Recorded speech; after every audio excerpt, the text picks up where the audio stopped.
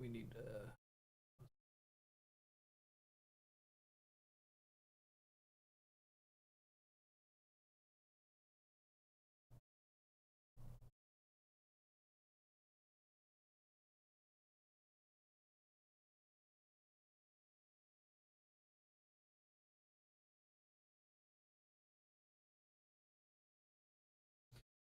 all right.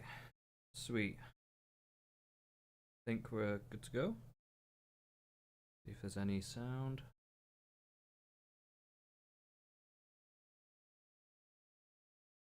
Why is there no sound? All right. Okay, yeah, the sound. Good, good, good. Good, good, good. Okay, we're all working. We're up and running. We're back in business. Welcome, ladies and gentlemen. It's that time of the week where we take a look at the madness of what is going on Twitter. And it's been a bit of a busy week. There's been a lot of weird stuff going on. And I'm still trying to figure out the format. So, like, what I'm going to do this week, okay, I'm going to try and start off with some of the quick ones, the quick fun ones, and then we'll kind of move in to some of the juicier stuff as we go along here. But there's quite a lot to get through, though, so I don't know like how long this is going to take. I'm trying to keep this down to about a couple of hours, but hey, I don't know. We'll see how it goes. But anyway, our first story of the week. Let's get into it, boys and girls. Man shot after throwing shoe at roach. This happened in Detroit. So, yeah, even the roaches in Detroit be packing heat. I don't think it happened in the way that it says it here, but the thought... Whoever wrote this clearly didn't think it through when they wrote this headline. Or maybe they did. Maybe they did want people to think that a cockroach actually shot a man in Detroit. Fuck around and find out, boy. So yeah, I just stumbled across this while I was looking for stuff earlier today. I thought it was pretty funny. So cockroach with an Uzi. Yeah, people have been memeing on this. Memeing on it pretty hard. Not a lot to say about this one, but I just thought it was pretty funny. Man shot by roach. I mean, like, how do you even get into that situation? Why are you even throwing a shoe at the roach? Why aren't you, like, just slamming it down on the roach? Like, why would you even need to do that? Bizarre behavior. But I'm assuming that, like, what it was that he probably threw it at some roach, but then some guy was probably there and thought he was trying to attack him or something, and just started shooting. That's my guess. I don't know. Nobody's actually linked to the to the real story, so I have no clue what's actually going on here. But yeah, these are the things that happen in Detroit, boys and girls. Lovely place. Number one holiday destination is Detroit City, the Motor City. Next up, I think I might call this segment Quick News. I don't know. I feel like I've got a bunch of like kind of quick news. Nice and quick, in and out. So, I saw this headline. Luigi Mangione, sex tape bombshell as CEO assassin suspect filmed at least 20 cinema-style pornographic videos. He wanted to be watched, quote unquote. So, this has been community noted. Okay. So let's read the community note real quick. The source of this information comes from Radar Online, which only states that an anonymous acquaintance claims that it exists. So, okay. That's already... Radar Online has a bad reputation. Okay, number one. And number two, an anonymous acquaintance could literally just be anybody. Could be anybody that is just trying to get a little bit of money out of this media company that are willing to print literally anything, right? So that's a very strong possibility. However, with the trial coming up, I am curious to see if this kind of thing comes in to the equation. Now, I wonder if there is anything more to the story. Let's see, how does this look on the screen? I don't know if this is coming up on the screen okay for you guys.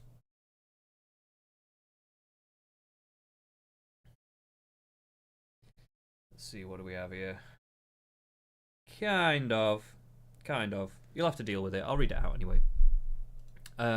So Luigi Mangione allegedly made upwards of 20 highly stylized sex tapes before he was arrested on charges of shooting dead a healthcare CEO in New York City. Yeah, speaking of shooting roaches, by the way, the 26-year-old Ivy League graduate has amassed a loyal fan base behind bars, with women reportedly throwing themselves at him as he faces charges for allegedly shooting dead United Healthcare CEO Brian Thompson. Yeah, this has been a very strange phenomenon of these women. I mean, like, well, I say strange. It's actually not that strange. When you look at murderers and criminals, they do not seem to be lacking for female attention. Let's put it that way. And especially particularly famous murderers and stuff. A lot of Ted Bundy, famously the necrophile, rapist, violent murderer, misogynist, was inundated with female attention while he was going through trial. I think he even was married while in prison. This has actually happened to quite a lot of high-profile serial killers. So, you know, I feel like there isn't enough said about female culture and how women can latch onto certain things. You know, feminism got a little bit of a blind spot when it comes to women. You know, just, you know, I don't know if you've ever heard of that before, but anyway, let's continue with the article. So now an insider has told Radar Online about Mangione's life before prison, revealing there's all these videos of him having sex. And it wasn't just some grainy late-night mistake uploaded to Pornhub in a drunken hour. It was perfect lighting, everything, the insider claimed. Right, so apparently he did some, like, full-on, full-budget pornos. He wanted to be watched. He got off on it. There was at least 20 videos of him having sex. The person went on to say, a lot of the girls are too afraid to come forward or tell anyone for fear they might get dragged in his case somehow. Or into his case. Yeah, or, okay, let's, just for instance, I don't know if this is real. I'm leaning on this probably not being real. But if it is real, it might not even necessarily be in get dragged into the case, but the girls might just not, they know that so many women are fucking in love with this guy, that they know if they come out going like, yeah, I was at a porno with him, then they're going to be like, you're discrediting him, you're just trying to shit on his case. Da, da, da, da. Not that he has got really, it's a pretty much an open and shut case, I think. You know, anyway. Mangione was the subject of a widespread manhunt after Thompson was shot dead on the streets of Manhattan in the early hours of December 4th while attending a conference. In the weeks that followed his arrest, key details about Mangione's sex life and health battles were made public. Ooh, he had posted on his X page about having a pretty huge dick in response to a post asking if anyone on the platform had a pretty huge PhD or a pretty huge dick. It also emerged that he had suffered a back injury so severe he was unable to have sex, according to his former roommate. Right, well, when did he have that? Yeah, okay. There could be some crossover here. Okay. RJ Martin had lived... Because let's face it, right, okay. Let's paint a picture. If he is, like, a sex-addicted, like, pervert, basically, making pornos, like these pornos himself, basically in love with himself, and he has a back injury where he can't have sex, and then he gets denied healthcare on that back injury or whatever, which I assume apparently is partly to do with why he did what he did, right? We could be formulating a picture here of like, well, he was driven to it for his need and desire for sex. This like crazy sex life. Who knows? Who knows? Weirder things have happened in the world. I don't know. This seems a little crazy to me. I don't know if I'm on this train, but I can see the pieces they're trying to put together. I don't know if I buy into it personally. Yeah. People thought he was a misunderstood genius, but he was filming everything like he was starring in his own private porno empire. So still radar. He wasn't just reckless, he was putting on a show, and now the show is over. The way this person is being quoted here, I don't know how, if this is edited in any way or if it's a direct quote or what, but it feels very weird. It feels a little scripted, in all honesty. That line felt very scripted. Authorities confirmed he had a handwritten manifesto on him in which he had blasted United Healthcare. In the 262-word document, which is not a very big document then, it's like, what, a couple of paragraphs? Mangione said that as United Healthcare's market capitalization has grown, the life expectancy of Americans has not. The document condemned companies that continue to abuse our country for immense profit because the American public has allowed them to get away with it. Mangione is from a wealthy family, with his grandfather a self-made multimillionaire. So yeah, it doesn't really make sense. I mean, like, because he probably could afford the healthcare, so I don't know how he's been denied this healthcare. I don't know. There's an element to this that there's a little strange. He attended the $40,000 a year prep school in Baltimore, where he graduated as a valedictorian in 2016. Okay, all right, well, who knows? Maybe he's a crazy sex-addicted porn star. I guess we'll find out as time goes on. But let's get into the next story. Over now into the UK. We've got a few UK stories here in quick news. Loki, the rapper Loki, brings us this story. A man has climbed Big Ben next to the Houses of Parliament in protest against British support for Israel and has been up there for the whole day. But there seems to be a media blackout on it. Yeah, I mean, like, don't get me wrong. You know, this is somewhat noteworthy, I guess. But I don't know why it would be, like, national news. I mean, like, maybe if he was up there for a few days, I don't know. Doesn't strike me as national news, but I thought it was kind of noteworthy. You know, we've been having these Palestine protests in pretty much like every city in the UK, almost like every weekend. It seems like I don't live in the cities, by the way, just so you know. But like whenever I go to the cities in the past couple of years, literally every single time I've been, and I've not searched it up. I've not tried to make this happen. Every single time I've been, in the afternoon, as soon as you go through the city, there's a big parade about Palestine. This is in Manchester, Liverpool. It's been in London. Yeah, like everywhere. It seems like a lot, and I expect in a lot of major cities this is happening. It's not really being spoken about on the news, but it is happening a lot, and it's a lot of people as well. I see a lot. It's a lot of people. It's not just a few. So yeah, you know, it's a bit weird, and this is still ongoing now, and I guess this is a result of that. I don't know if there's been some recent developments about the Israel thing. I guess maybe it's to do with Trump taking over and all that stuff. So maybe that's why they're protesting. But yeah, weird stuff going down in the UK as per usual. Weird stuff. Next up, King Charles hosts Britain's inaugural Ramadan celebrations at the royal family Windsor Castle. Now, the reason I wanted to bring this one in is because it just seems a little strange to me. Like, I don't remember a time where the monarch in general in the UK has held like a significant celebratory kind of feast, dinner, event type thing or whatever for like Christians or like other religions. As far as I remember, maybe it has happened. Hey, I'll hold my hands up high if that has happened before.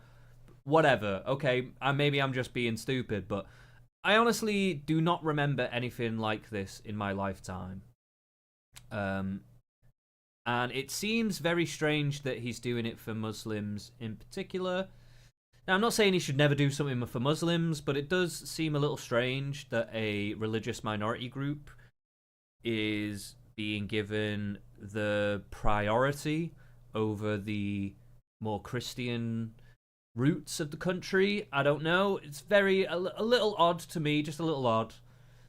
And it does speak to a particular kind of pandering that goes on in the UK towards Muslims. And I don't. Okay, I just want to make my stance on Muslims very clear here. Okay, I don't really hate any individual Muslim. In fact, I can actually get on with Muslims quite well, depending on the circumstances. More open-minded, sometimes slightly more liberal Muslims, which is hard to come by, but they do exist. And what my main problem is the ideology and the fact that Islam seems to forever want to regress. It never really wants to progress in its views or how it conducts itself. It always seems to want to regress. There has been periods of progression in Islam as well, in various places in Islam, but there's also been numerous times where it just reverts back.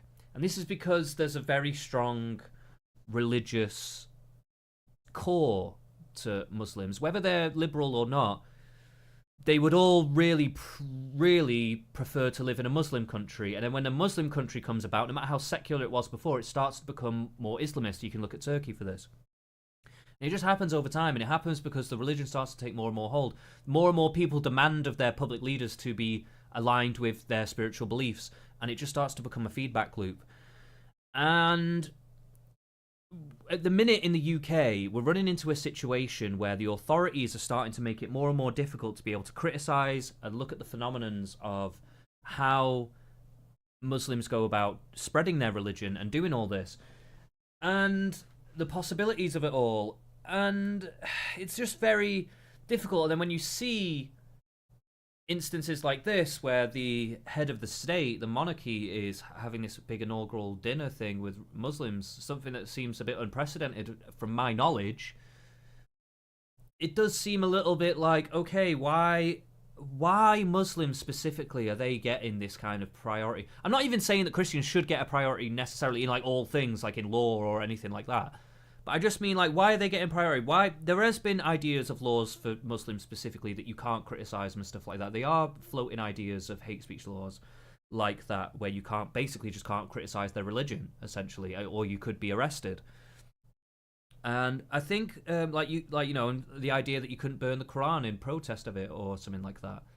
Even though people are well within their rights to burn the Bible if they want to. And even though I am a Christian, I think people should have that right to protest. Because at the end of the day, even Christianity can become abusive if it goes too far in a certain direction.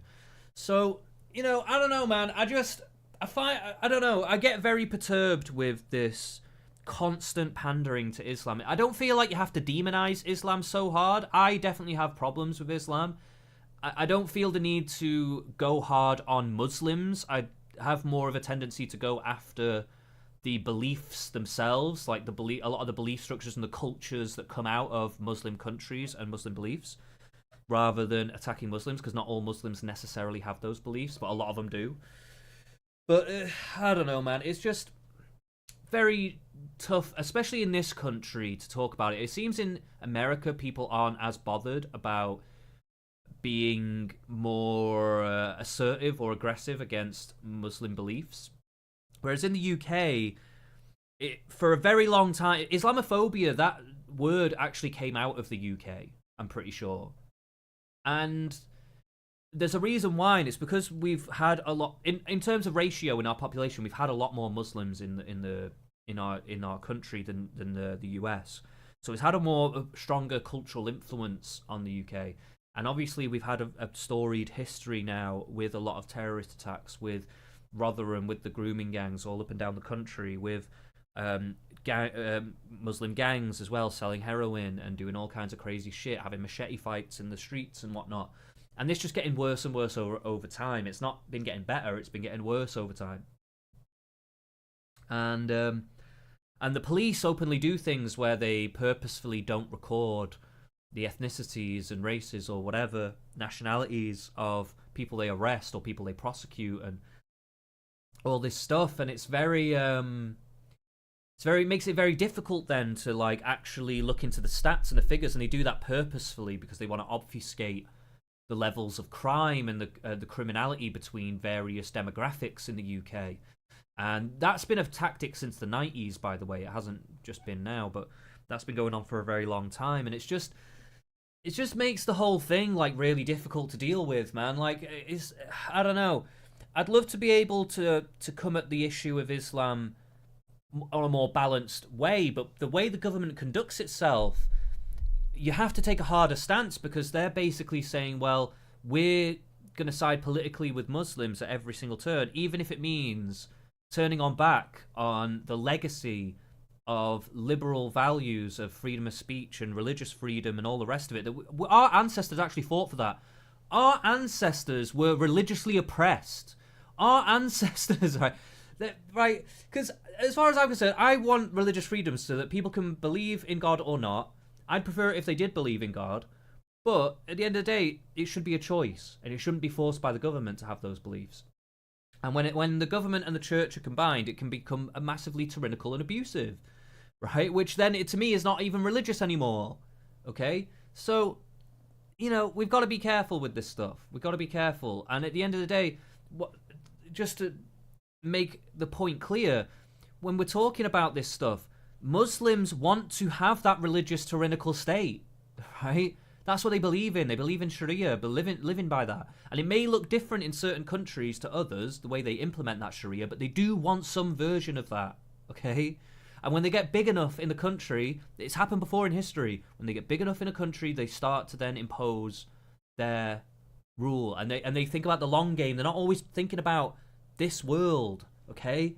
They're not like other people. They are thinking about future generations, okay? Right? They're thinking about global caliphate. Whether it's subconscious or conscious, that's what they're thinking. Right? So you've got to get that through your head. And it's very difficult for me then to see things like this and just take it at face value, like, oh, this is just a nice gesture. No, it starts to feel like Aristotle spoke about tyranny, when tyrants bring in foreign entities to divide and to basically fight against the public, who are now turning on them for their tyrannical values and tyrannical ways of governance, right? Where they're exploiting the people, then they can bring in a foreign entity to exploit them too, and then continue to exploit the other people, because then their attention's taken off the main people. So yeah, it's a complete clusterfuck of shit, and it's very obvious. It's been going on since the dawn of time, and we just need to start getting hip to it, man. The answers are all there. That we've known this stuff for a very long time. People just need to. It's been blocked out of the public consciousness. Been blocked out of the zeitgeist of public knowledge. It is out there if you want to learn, but unfortunately, people aren't bringing this up. Like when I'm talking about mass migration, the reason I bring up the Aristotle thing is because to me, history is like basically the perfect sociology. Maybe that's very Hegel of me, I don't know. But that is like, to me, if you really want to learn about human behavior, these sociology studies and stuff, yeah, okay, maybe you can get something out of it. But realistically, history is where the real shit is at. That's where the real decisions are being made, and we can actually glean more about like how humans behave in certain circumstances, and make more predictive models than what a lot of sociology can do. Anyway, next story. We're off to the US now. And a lot of this stuff is going to be based in the US, because we've got a lot of Trump stories this week, actually. I feel like we're going to be having a lot of Trump stories in general, because they're just moving so fast this time around. I didn't expect there to be so much shit going on, but yeah, we're moving over to America. This one isn't a Trump story, though. This one's quick news. The other ones weren't so quick. Sorry, I had to have a rant about that. Sorry about that, guys. So, there's been a execution by firing squad for the first time in the US for a very, very long time. So, let's just read this headline here, and we'll watch the clip of a reporter who actually witnessed this. So, reporter explains what he saw after witnessing the execution of Brad Sigmund by firing squad on Friday. Sigmund was executed in South Carolina by 3 prison gunmen. The 67-year-old man was convicted of beating his girlfriend's parents to death with a baseball bat at their home in 2001. Sigmund opted out of lethal injection and chose the firing squad instead. Oh shit, so he actually chose this. So, right, I didn't even know firing squad was on the table. So basically nobody has chosen firing squad for like ever since this choice was given, I guess. Which I don't know how long ago that was. Maybe quite a long time ago. And he's the first guy to do it. Okay, fair enough. Associated Press reporter Jeffrey Collins was at the execution, explained what he witnessed.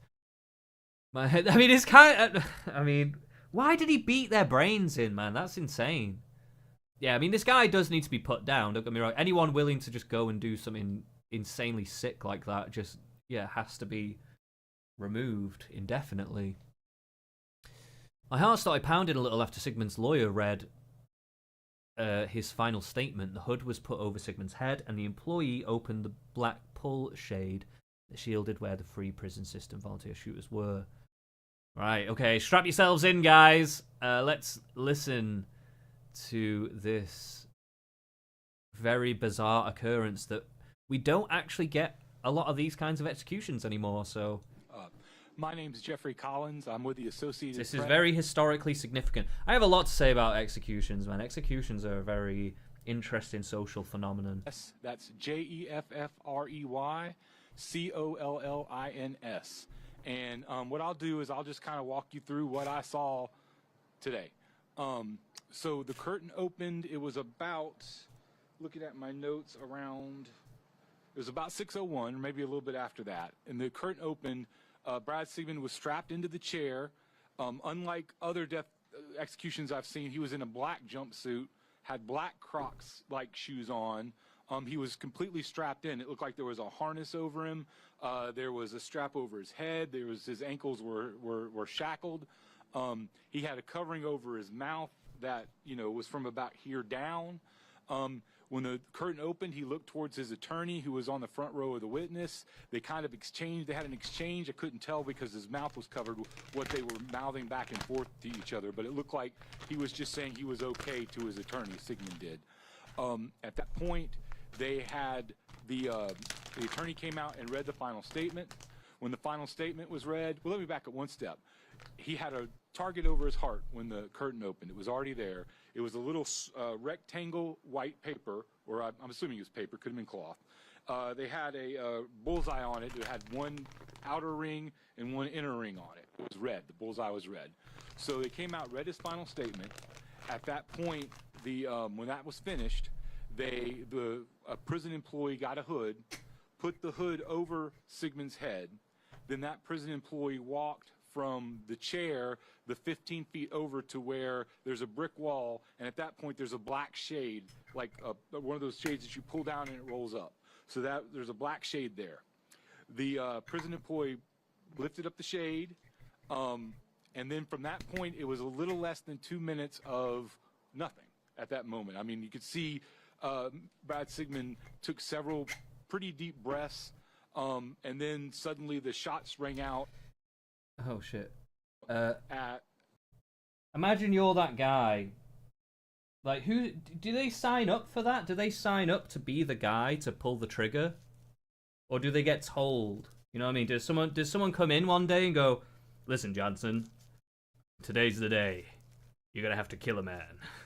"But sir, I've only been here for 2 weeks." Like, how does this work? Like, how does it work with like, because with the executioner, normally there's one guy who does the injection, or there's one guy, like, or they get a doctor in who specifically is there to do that kind of thing, or a coroner maybe, and you get what do you call it? Like, and if you're doing the electric chair, then you've got the executioner there who does it. But like, what about this? Is 3 guys? They had to get 3 guys for this. You know what I mean? Like, how do they go about doing that? I believe Christie said it was 6:05 and 50 seconds. At that point, you did see a small red stain on Sigmund's chest. It was irregularly shaped, but oval, if that makes sense. I mean, like, it wasn't like a circle. It was an oval shape. I saw it looked like he may have taken a couple of his chest rose and fell about 2 times. immediately after the shots. You could see a tiny piece of like tissue or something that was coming out of that. At that point, also his arm tensed up when he got shot. There's kind of this brief moment of tensing. After that, the doctor was in there fairly quickly, less than a minute after the shots came. Couldn't see exactly what the doctor did because my viewpoint was blocked from his back, but he did an examination for about 90 seconds, and then he walked back towards the other side of the room, walked from left to right as I'm viewing, and then that's when the prison employee announced 6:08 is the time of death. And the only other thing I might add is when they came out after the shoot, they pulled the shade back down. I'm going to let Anna go next and see if she wants to add anything. Go ahead. Okay, well, there you have it, I suppose. Nice clean killing there. For the greater good, I suppose. But yeah, there we are. It's pretty historically significant. We've had ourselves a firing squad execution. So I don't know how you guys feel about that. It is very bizarre because it does feel like we want to kid ourselves sometimes, don't we? That like the lethal injection and stuff is like more humane and all that kind of stuff, and that like the firing squad is more barbaric, but they're still serving the same function, you know. So how are we really making that many bones about this? Well, yeah, okay. Anyway, next story.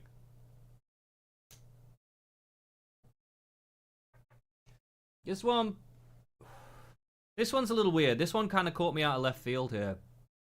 I didn't even realize this was going on, but very interesting situation, in my opinion, going on here.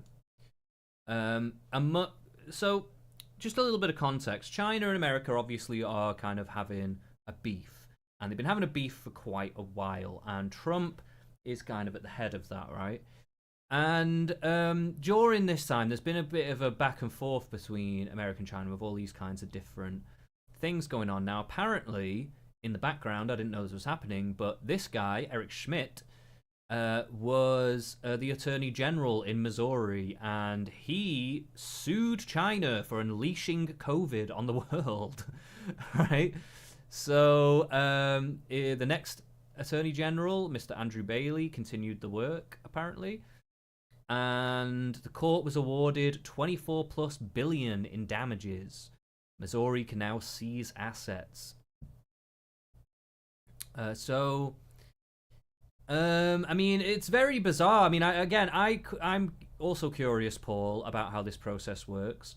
I'm not exactly sure how they can sue them in their own country and then just be like, yep, that's right. I mean, I don't know. Is there a way that China could have won that? I don't know. Like, I don't know the details of the court case, but it seems significant. I mean, it's a bit. I mean, obviously, in the grand scheme of things, 24 billion is probably not a lot to China, but it's this kind of ongoing backwards and forwards, this tit for tat, these kinds of like legal precedents being set that like we can sue China and win and basically declare that they unleashed COVID on the world and it's their fault and we're kind of blaming them and laying legal framework to do that, which is little spicy, little sketchy, could be taking us closer to World War III kind of rhetoric. Speaking of World War III rhetoric, China says if war is what the US wants, be it a tariff war, a trade war, or any other type of war, we're ready to fight until the end. So, this is, you know, the rhetoric is starting to ramp up, whether people like it or not. And so this is a little scary to me. I've been talking about World War III for a while. I've been talking about it since the war broke out in the Ukraine. I do genuinely believe it's on the horizon, and it may be forming in ways that we are not quite ready to perceive.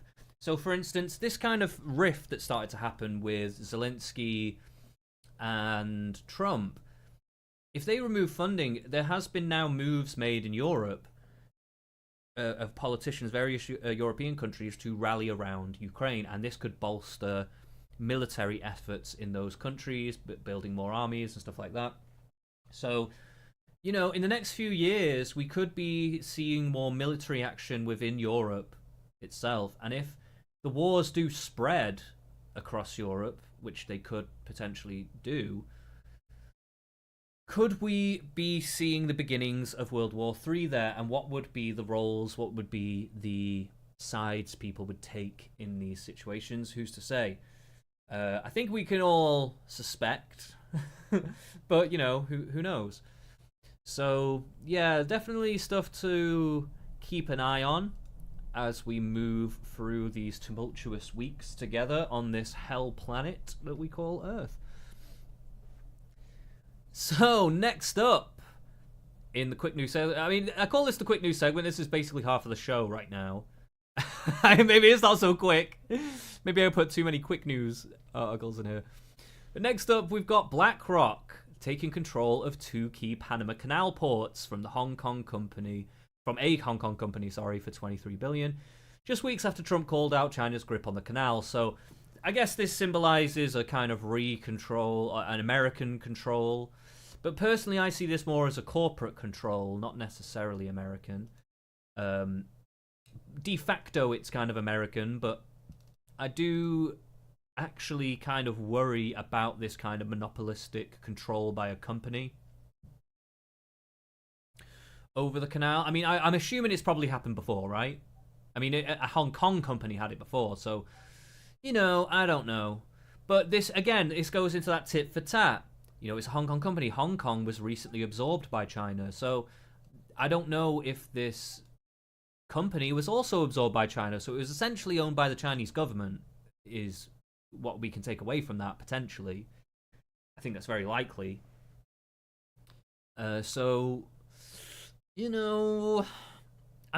do prefer it to be in Western hands, obviously, if possible. If you don't know about the Panama Canal is like a very, very strategic point in the world because it kind of bridges a lot of sea gaps. Like before, you couldn't go directly through the middle of the ocean around the equator and stuff. Like you had to kind of go around countries and stuff. Now you can go through because of this canal, and this basically is just like really important for so much shit. And for military stuff, for trade stuff, it's just insane how important it is. So, lots of battles have been fought over this in World War I and II, I'm pretty sure. So, yeah, definitely. I think even beyond that, I can't remember, but I think there's maybe even been battles after that too. So, yeah, just a little tidbit, just so we all know what's going on out there. BlackRock not just buying up all the houses, but also buying up the Panama Canal, so good for them. Next up, Charlie Kirk brings us this juicy story. Now, I have been following the Epstein case for a very long time, and I alluded to it in the last couple of episodes. I can't remember how much detail I actually went into the story, but there's been some issues the last few weeks with people in the FBI destroying files, destroying evidence around the Epstein case, and then the Epstein files were dropped. But they were heavily redacted and were basically a nothing burger, which everyone was deeply disappointed by and felt cheated by, and also felt a little bit like all these promises of draining the swamp and doing all this stuff were basically a load of bullshit.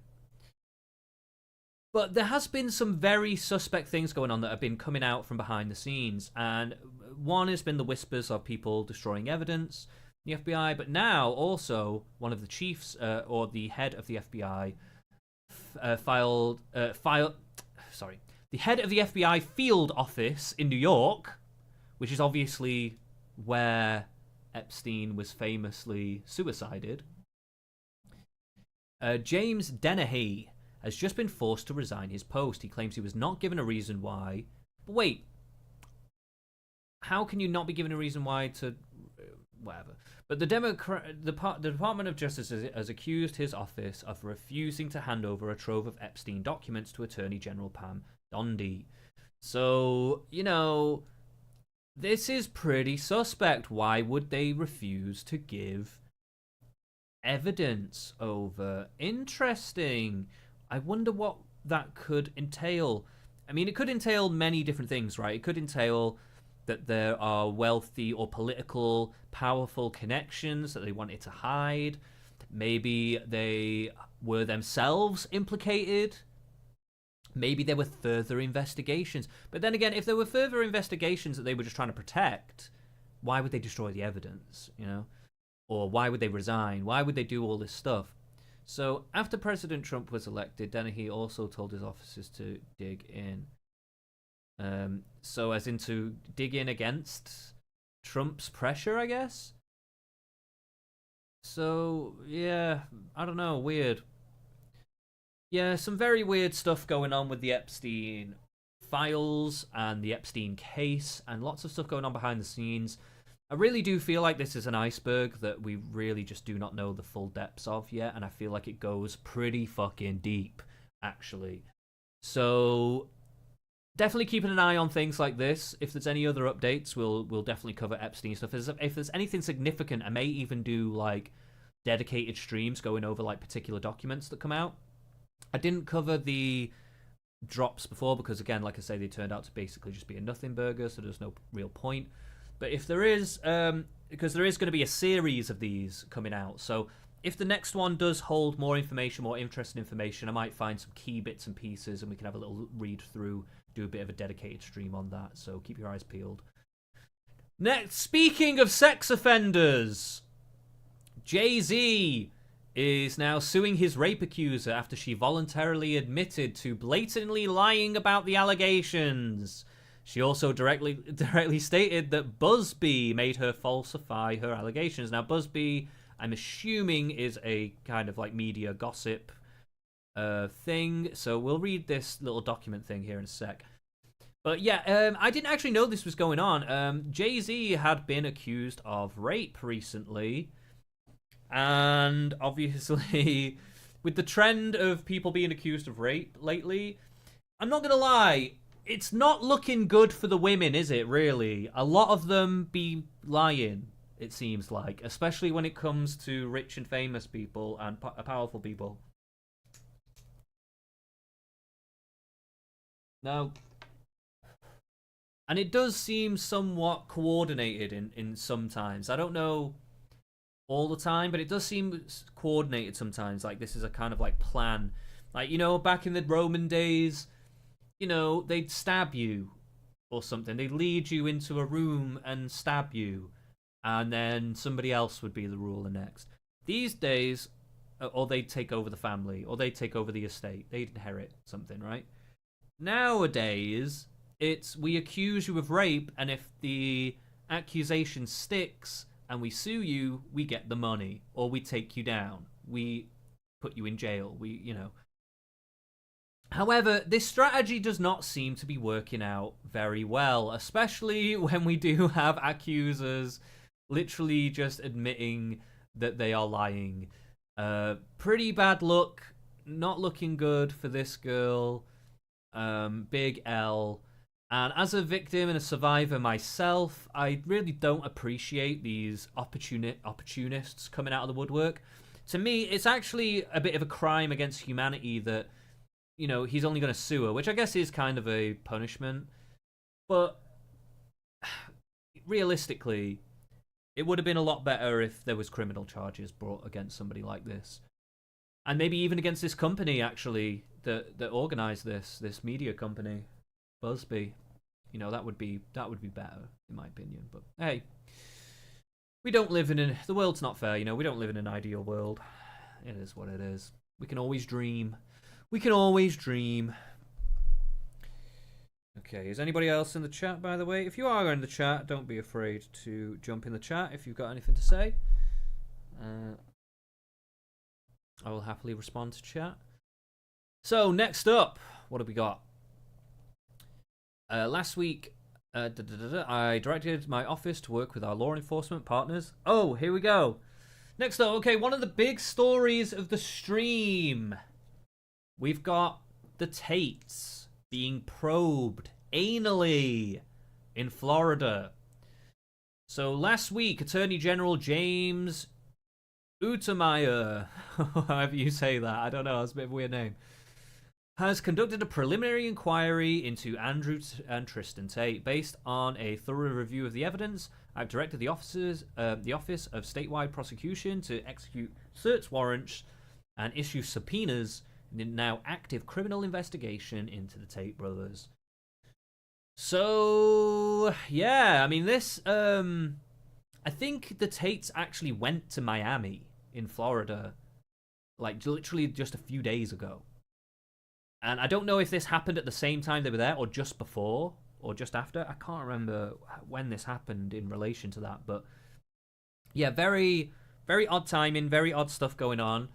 But all these court cases have not gone well. I mean, there's one in the UK as well, which is yet to happen. But that's going to happen at some point. I don't know when. We'll cover that when it does, but yeah, I don't know what to make of a lot of this stuff. I don't know.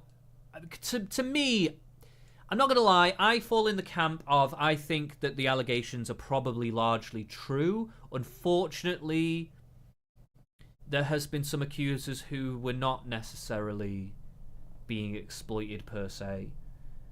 Apparently there were some people who were lying in the Romanian case or something. Something happened where the evidence had to be thrown out or whatever. I can't remember what it was exactly.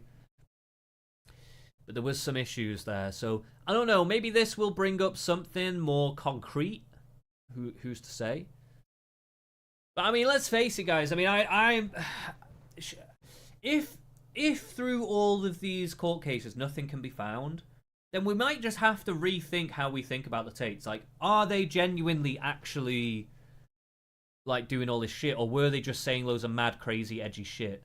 I don't know. I tend to take them at face value. I think that they were doing this shit, but I don't know. We'll find out. I mean, they're on the case. They're on the case. Hopefully, we will get some answers. Next up, the CDC is now investigating the link between vaccines and autism. You heard it here first, folks. The anti-vaxxers have finally had their way. They're looking into it, guys. They're not just doing the internet look into it. You know, I looked into it, guys. They're not just doing it. They're doing it for real now. They're actually investigating the link. They're going to do a study. So, yeah, let's listen to this clip really quick. And there's nobody better than...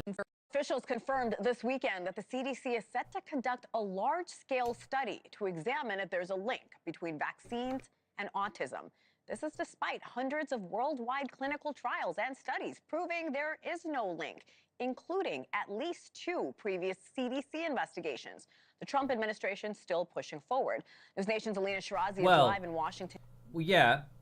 Those CDC studies, though, right, according to Mr. RFK, okay, so let's just be clear here. I'm not saying he's necessarily right, but he does claim that these studies are purposefully conducted to get the results that they want. So if we've got the chief anti-vaxxer himself at the helm looking into this, right, looking for those variables, looking for the things that he feels that the other studies did not look into adequately, and they still do not find a connection, then we're okay. Okay? We can put this anti-vax stuff to bed. If there is a link found, this could be potentially one of the biggest medical scandals of all time.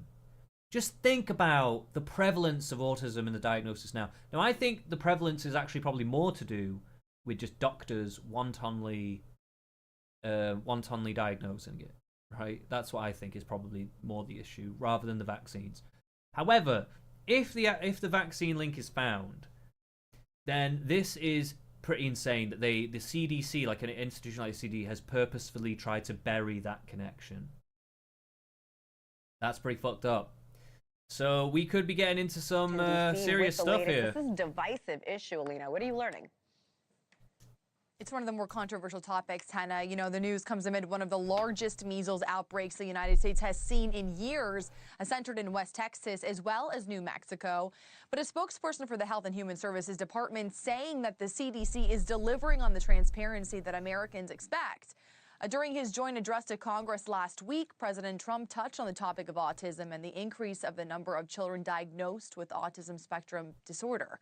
Take a look at that. Not long ago, and you can't even believe these numbers, 1 in 10,000 children had autism, 1 in 10,000, and now it's 1 in 36.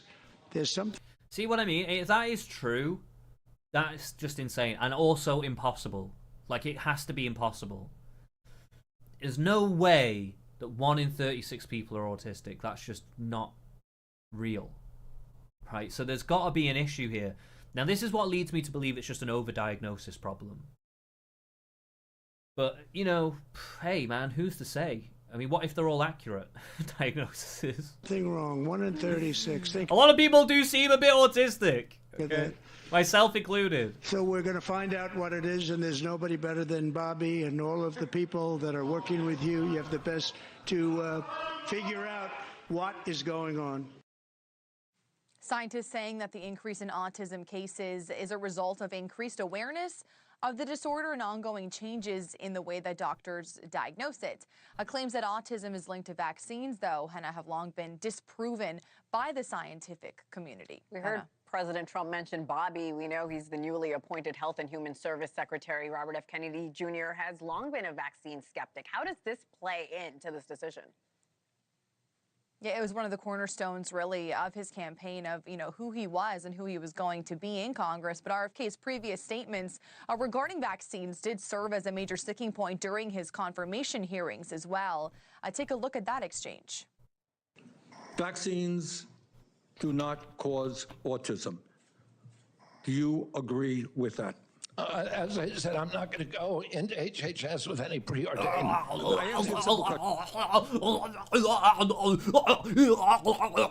He sounds like that woman that fell over trying to stomp the grapes. You know what I mean? Like,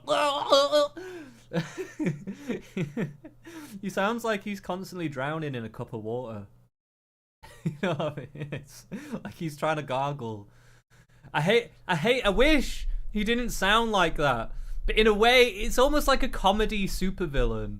You know, like Dr. No. Is it Dr. No? No, not Dr. No. Dr. Evil in Austin Powers. Like, if there was people around his table, like he's got his little minions, like his other ones, and one of them just talks like this. I don't know. It's just weird. Question, Bobby. The studies all over the world say it does not. What do you think? Senator, if you show me those studies, I will absolutely, as I promised to Chairman Cassidy, I will apologize. That is a very troubling response. Before I conclude, I want to make sure the committee is clear about a few things. News reports have claimed that I'm anti-vaccine or anti-industry. I am neither. I am pro-safety. Senator Mitch McConnell as well. This was a... So, I know that his kids are vaccinated, right? So he mustn't be against it to the point of, I want to ban all vaccines. I think he is just saying there might be some significant issues with the way that we actually do vaccines right now. Maybe we need to look at that. If that is his approach, all the power to the guy. I am totally down with that. We should make things as safe as possible if we're going to do them en masse and make them a requirement. So I think it's worth looking at. A sticking point for him because he survived polio and get that fluoride out of the water as well. So he did not want to vote for RFK Jr. But this announcement from the CDC also coming just days after the chair of the Senate Health Committee, Bill Cassidy, who is a doctor as well, said further research into any links between vaccines and autism would be a, quote, waste of money. Meanwhile, Trump's nominee for CDC director, Dr. Dave Weldon, is scheduled for Senate committee hearings. I love how they're like... Meanwhile, Trump's nominee for CDC director, Dr. Dave Weldon, is scheduled for Senate committee hearings this week. Why does he look so blasted, their concerns over his views as well on vaccines. Hannah. No doubt this will be a bigger conversation. Yeah, so that shit's going to be playing out over the coming weeks. We'll see what the results of that are in the future. Wonder where that goes in. But more importantly than anything that has come before in the show, this is possibly the most important story of all That's right, boys and girls. Trump has officially ended wokeness. It's over. It's done. It's dead. It's buried. We should call him the Undertaker at this point. But yeah, at the inaugural speech of the address to Congress, Trump made these comments, so let's take a listen.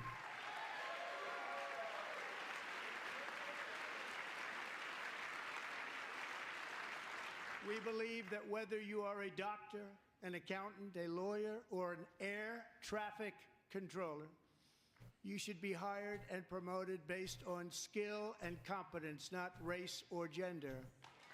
Very important. Absolutely. Who would oppose that? Unless you're an idiot. Unless you think black people don't qualify. Based on merit. And the Supreme Court, in a brave and very powerful decision, has allowed us to do so. Thank you. Thank you very much. Thank you. Yeah, they can't react to it. We have removed the poison of critical race theory from our public schools, and I signed an order making it the official policy of the United States government that there are only two genders, male and female. Yeah, taking the critical theory out of the schools, critical race theory, or just critical theory in general, absolute win. We need to get rid of this postmodernist slop. This anti-truth, anti-science, literally just pretty much anti-everything. It's anti-society is what it is. We need to get rid of it. Get it out of there. Life has meaning. Truth is real. Let's stop playing these retarded games. Two sexes, two genders. Gender and sex are the same thing. Shut the fuck up. We're not doing this dance anymore.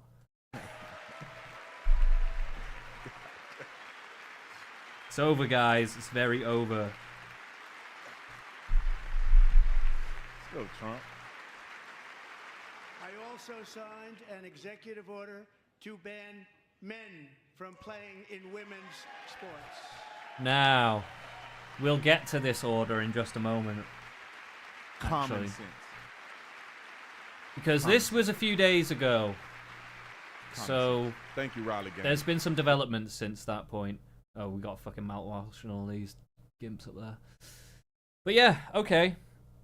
So yeah, Trump ends wokeness. He ends all the ridiculous, crazy shit, ideological stuff that's been going on. And yeah, I'm very happy about that. We'll see how that goes into the future, but hopefully we get some good results. I expect great results, personally.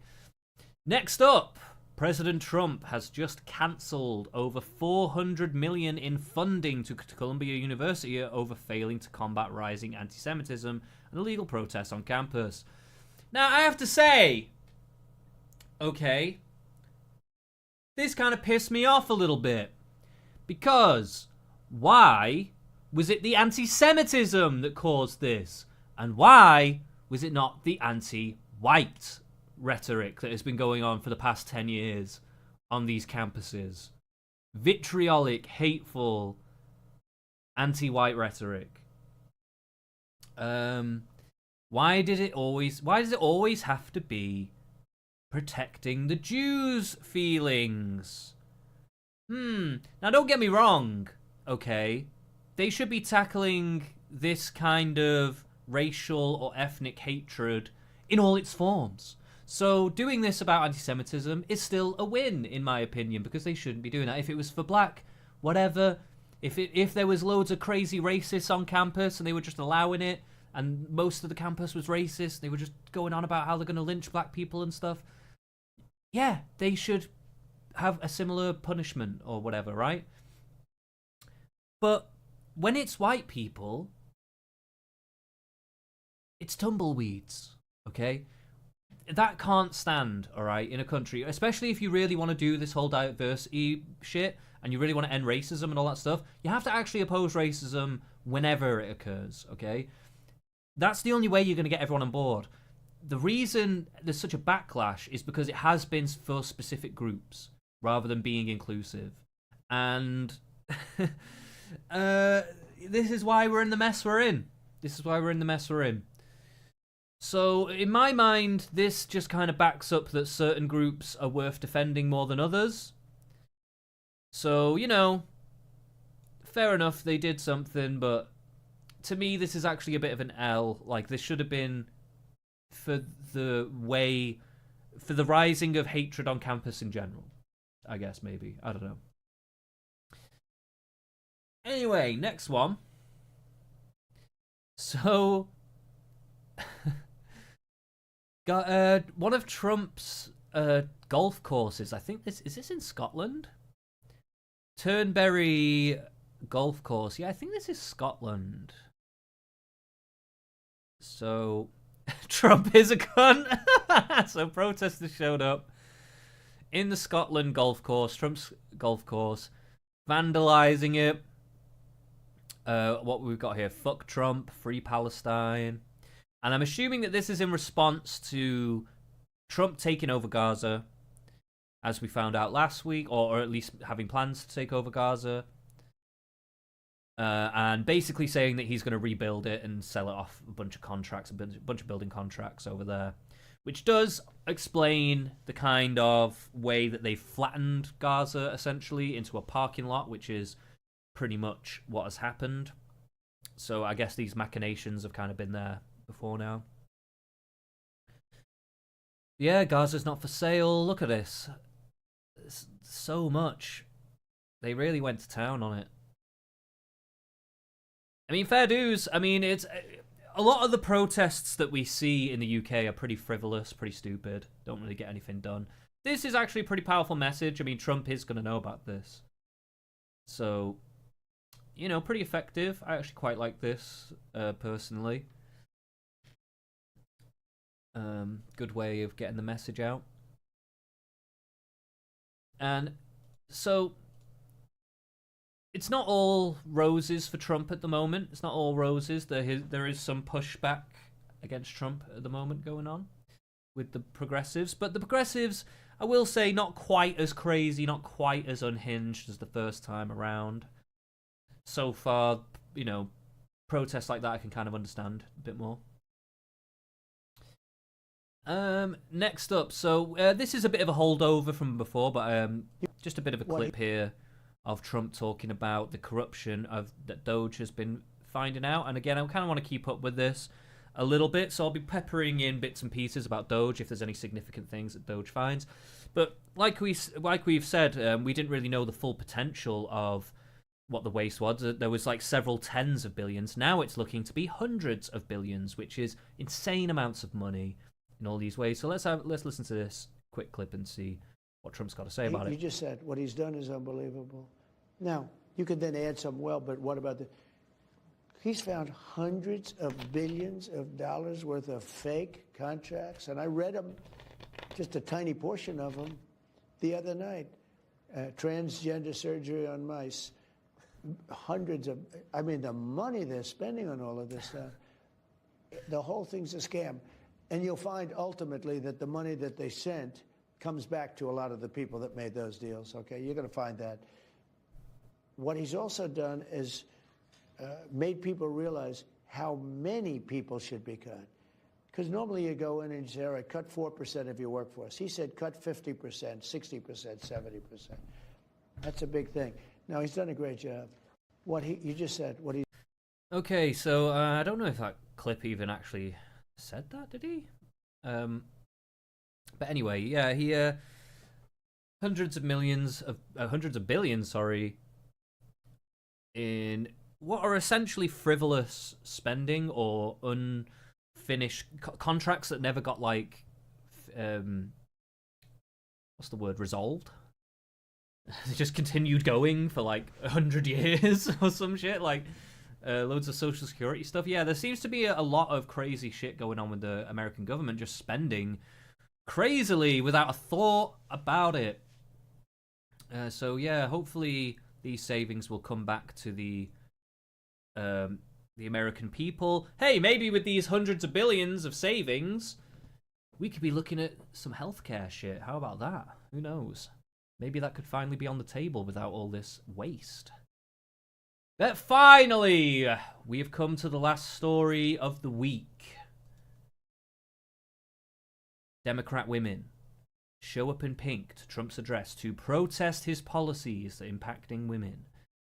Just yesterday, every single Democrat senator voted against protecting women and girls from males invading their sports. So we did just hear about an executive order about this, but I think I don't know the full extent of this, right? So are they voting against the executive order, or are they voting against a parallel bill that is looking to codify this?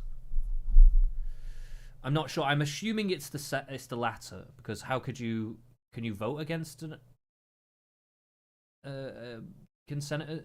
Let's find out. Can senators? I can't spell senators. Senators vote against. I can never remember. I keep wanting to call them edicts, and they're not fucking called edicts. Executive order. I don't know why I keep wanting to say that. It does sound a lot better, though, doesn't it, though? I did an edict. It was the best edict you've ever seen. So Congress can pass legislation to invalidate the action taken in an executive orders are subject to judicial review. Like laws, they can be challenged in the federal courts and ultimately go all the way up to the Supreme Court. How many executive orders have been overturned? So apparently they can, but I guess this is not what they're talking about. I guess what it is there's also a bill. So they've done an executive order, but they've also done a bill, is what I am guessing. And basically, Democrats have voted against it. Let's see. Is there a story we can find? Is there a link to a story? Oh wait, correction. Democrat women and one man. Okay, dressed up as a woman. Is there? Oh shit! I didn't mean to click that. Is there a link to a story on this?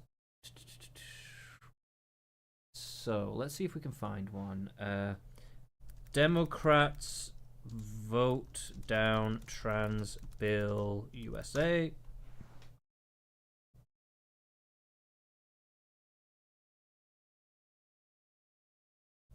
Yeah, it is a GOP-led bill. Oh, come on. With the ad blocker. Fuck it. Doesn't matter. Yeah, okay. So basically, yeah, it's a bill that they're introducing to try and codify this in law. Is my guess, and I'm assuming that's correct. And they voted against it, so I guess it hasn't actually gone through. Maybe it did go through, but they all voted against it. So it just goes to show you that there's like a significant female presence that seem to just be hell-bent on putting trans women above themselves. It's like this ultimate virtue signal, you know. None of these women are going to be impacted by the death of women's sports, but women's athletes will. They're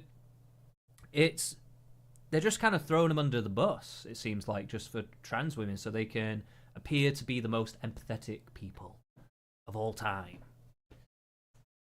And it's very dangerous. Weaponized empathy is a very, very dangerous thing. And unfortunately, it has kind of hijacked a good portion of women, it feels like. And definitely men too. Not as much, but it's happened to a lot of men too. And a lot of people just buy into these random narratives about trans stuff and whatever. But it feels very cynical with like politicians and stuff like that. It feels very much like we're doing this to get the vote. We're doing this, you know, women already vote for us, so we can throw them under the bus for trans women. You know? But that didn't really work out too well for you this election, though, did it? But they just double down. They carry on. They don't even blink an eye. They don't realize what it is that they're doing. They think these pre-prescribed scripts that they have, these methods that they think will work, but it's all backfiring. But yeah, I thought it was pretty significant that it was all the women senators voted against it. You know, it just goes to show that, like, you know, you can't you can't always bank on people's kind of like racial interest or gender or sex interest, right? People always try and, you know, feminists, Marxists, all these people, life's way more complicated. Like, a lot of people are very reductionist. Feminists think that everything's just driven by patriarchy. Everyone does this, all this stuff to do with patriarchy. Marxists think everyone does everything they do because of capitalism and blah, blah, blah. The world and people are way more nuanced than that. And realistically, I actually think the best way to look at people and their motivations and what they're doing is the incentives that they have in front of them. I think that's usually the best way to figure out what's going on. And the incentives for Democrat women right now, especially to hold on to the female base, or at least in their perspective, is to hammer home this trans solidarity perspective, right? Even if that is at the cost of women's rights, essentially, in society, they don't care about that. And it's very... And it tells you a lot about men, it tells you a lot about class, it tells you a lot about these things. The people at the top, when they say patriarchy, they don't realize men are not a monolith, right? These men that are oppressing everybody, these people at the top, who have wives, by the way, who are also benefiting and using that system and also reinforcing it. So I wouldn't call it a patriarchy. I'm not even sure if I would necessarily call it class either, always. It is a kind of... It's more like an oligarchical system. And speaking of oligarchs and an oligarchical system, and these people here who are the oligarchs, as well as the business people in charge of pretty much everything in the UK, in the USA, in Europe, and the Western countries. Actually, I'll bring this up on Twitter. Mr. Bernie Sanders. Right, can I spell oligarch? That's the question. Oligarch. Something like that, right?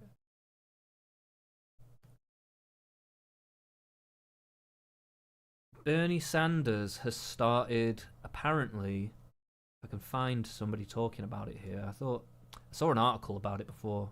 I thought maybe it might come up again.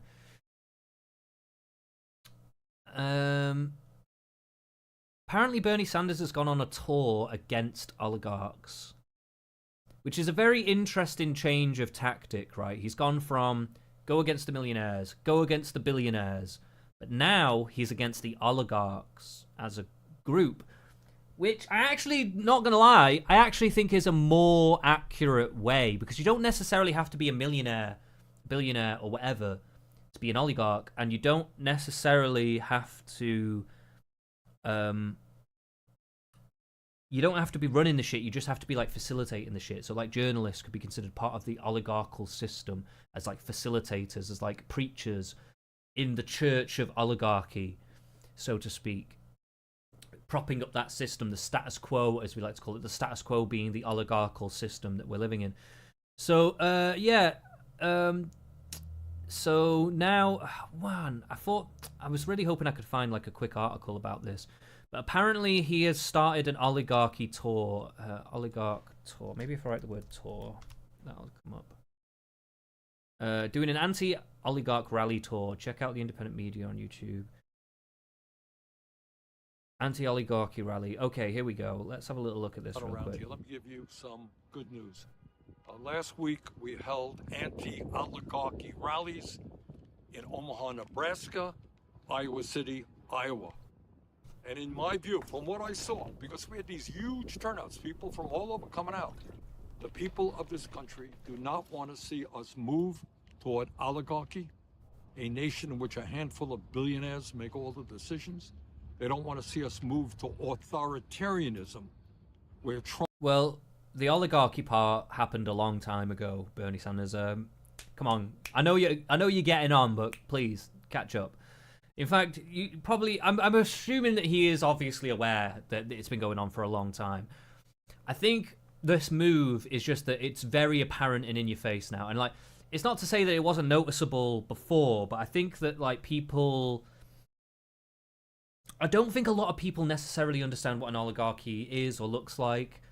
And until it really does become like essentially just completely blasting you in the face that this is the case, it's hard to, or it has been like culturally hard until recently to bring up the term oligarch and it actually have some kind of resonance. Now, though, I think it does. I think this is actually very perfectly timed. I think this is a very good pivot for Bernie going into fighting against oligarchy. I think this is probably this could be a class and political unifier between the right wing and the left wing, is that's what they're both complaining about, really, when it comes down to it. Both of them want to say neoliberalism, they want to say capitalism, they want to say this, they want to say that.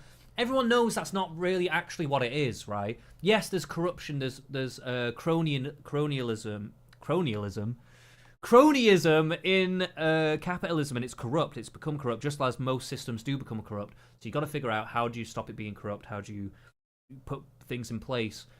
But really, that corruption, what it is oligarchy. That is what it is. That's what it becomes. That monopoly, that is oligarchy. The system that creates that and feeds into that is the oligarchical system. And I guess maybe now we need to start conceptualizing things in that way. And I think this could actually be a unifier politically. I really do. Because capitalism is somewhat caught up in that, but it's not necessarily the sole thing. You know, class is caught up in that, but it's not necessarily the sole thing. You know what I mean? Like, I feel like it breaks through a lot of barriers to focus on the idea of oligarchy. And I'm actually very in favor of it. I'm very in favor of it, Bernie. And I wish you would have done it a very long time ago, because maybe it would have maybe we could have brought this into the zeitgeist sooner. But at the end of the day, you know, it is what it is. People have got to do what they got to do. And as it stands right now, I do think it's probably a good move for him politically, and for the political discourse in general. So we'll see where this goes. I don't know if this will gain traction or not. I hope it does. I mean, it's caused a little bit of a stir now. People are talking about it online. There has been articles written about it. So I guess we'll see how that goes. But